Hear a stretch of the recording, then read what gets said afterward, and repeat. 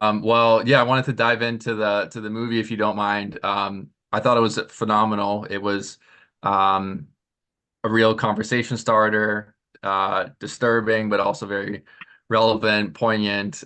So yeah, congratulations on the film. I know it's getting some great reaction so far. Oh, thank you so much. I'm really happy that you feel that. And one of the really important things for me, I think, having seen it with an audience at Tribeca was that it starts conversations really intensely. And I've had people come up to me and say, "Oh my God, we talked about it for like hours afterwards." So I love that it stirs things up. Oh, it definitely stirs things up. It's one of those films that you almost you have to talk about it afterward, which I think is a testament to how yeah how strong it is. Um, so yeah, diving into some questions. I know it's been 16 years since you last directed a film. What made a mistake the story that brought you back into the director's chair after these years? Well, I'm always looking for stories that have resonance for me because otherwise, it's such a long process, obviously, making a movie, especially if you write it. And sometimes you write things and they don't see the light of day. So you start to feel like you're creating doorstops, if you like, with screenplays, perhaps. So, firstly, I had to kind of go, is this a character whose journey I want to explore? Can I see potential in the nuance of the performance? Are there layers there in the themes? So for me, there were a lot of those questions answered when I picked up Carl's book. But I have to say, I read it 3 times and then I sat on it for a while, but it kept coming back and haunting me. And then I think, sort of, fourthly, that the key thing is asking myself, what could I bring to it and why would I tell this story?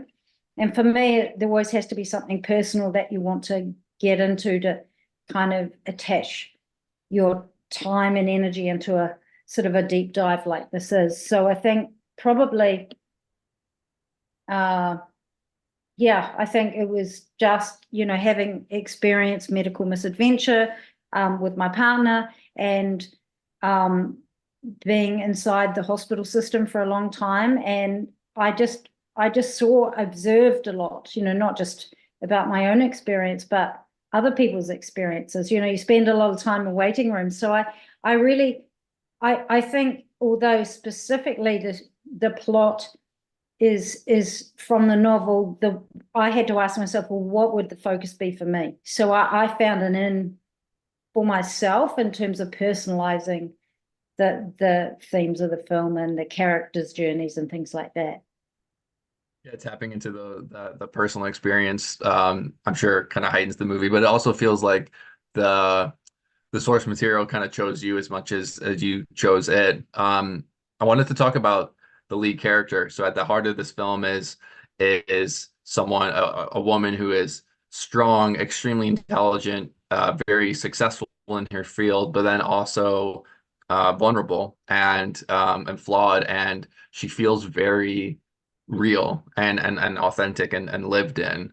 How did you go about crafting a character, and why was it important for you to yeah, to make her both successful and intelligent and all those things, but also have her with vulnerabilities and flaws and things like that. It's very important that there's that kind of nuance in a character because we're all of these things, all of us, we're we carry we make mistakes in our expression, in our relationships, in we don't say things that could be said.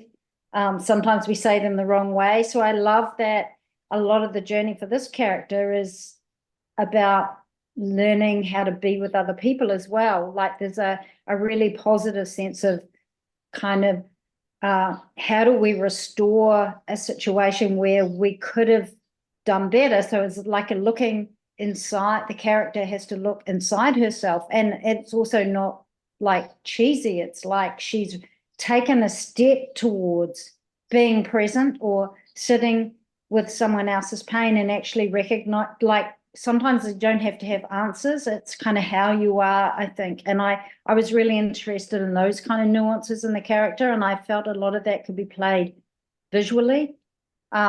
So sometimes it's the spaces between the dialogue and between the words that are important, or the how long we're on a shot for example, in the grieving family in the whānau room, and allowing that awkwardness to develop in the timing and the rhythm of the scene, and also choices about where the power lies. So in that scene, I decided to not cut back to Elizabeth at the end of the scene, to leave the power with the family, so that for the audience, there would be like oh, that feels like it might resonate, or, you're not quite sure where it's going, but you're certain that there's a kind of rumble going on.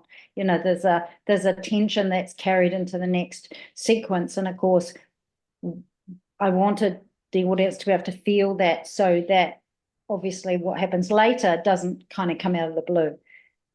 Right, right. I Well, like what you're maybe. saying about. Oh, I'm sorry.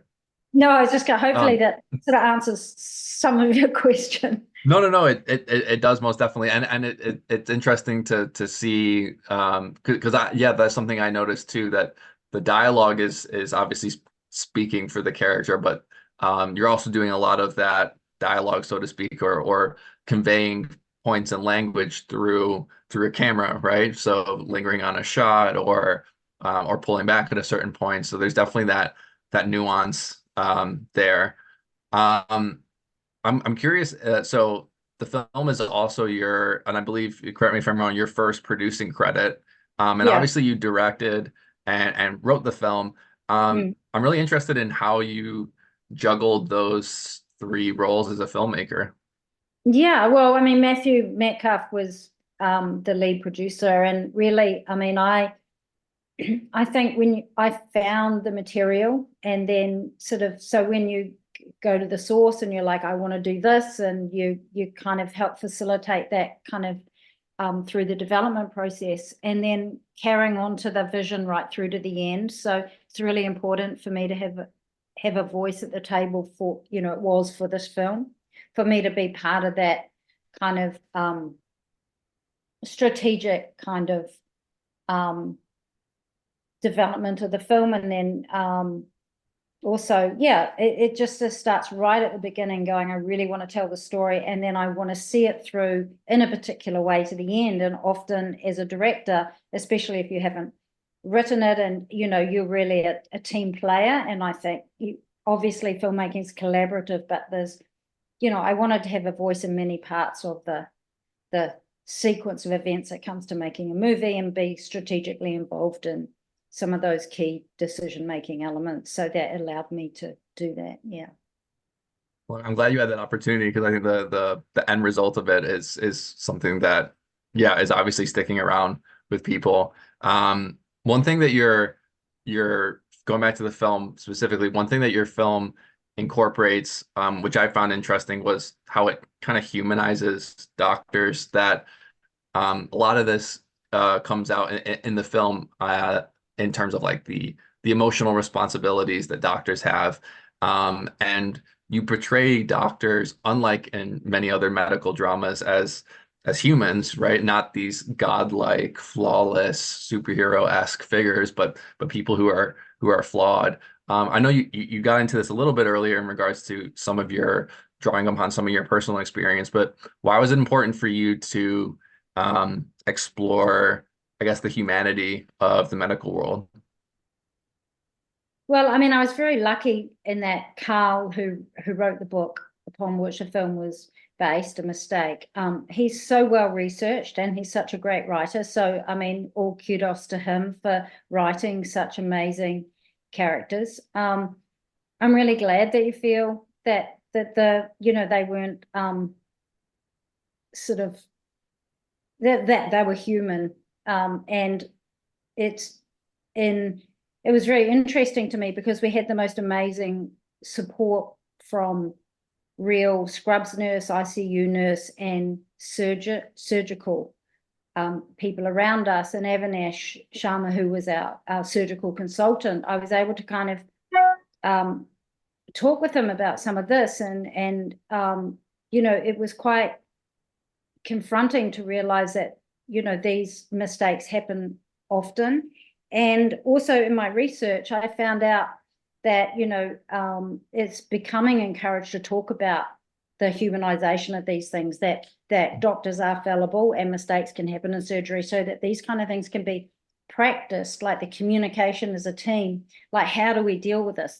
Don't just brush it under the carpet, but how do we kind of deal with this? And also the idea of a restorative kind of justice situation, so that there's communication between sort of families and doctors and so on. So I think that generally this kind of thing's been encouraged. So it comes, I think that the fallibility of the characters and of the doctors is something that's becoming like a conversation, you know. It's yeah, but it's ethically very complex, and some of those themes play out as well, like the idea of transparency and consent and Right. advocacy, and yeah, there's all these really interesting themes play out, which are all very real in the medical world, where, you know, wherever you are, and in terms of people's experience of medical misadventure.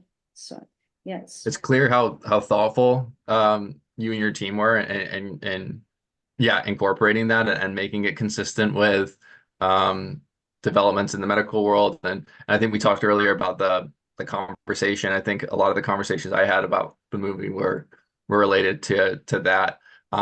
Yeah, no, thank you so much for speaking with me. Like I said, the film was really powerful and really stuck with me, and I think that's a testament to obviously all your great work with the film, and it's gotten great reviews out at Tribeca, so I'm sure that that's just going to continue. So yeah, congratulations again on the film, and thank you for speaking with me.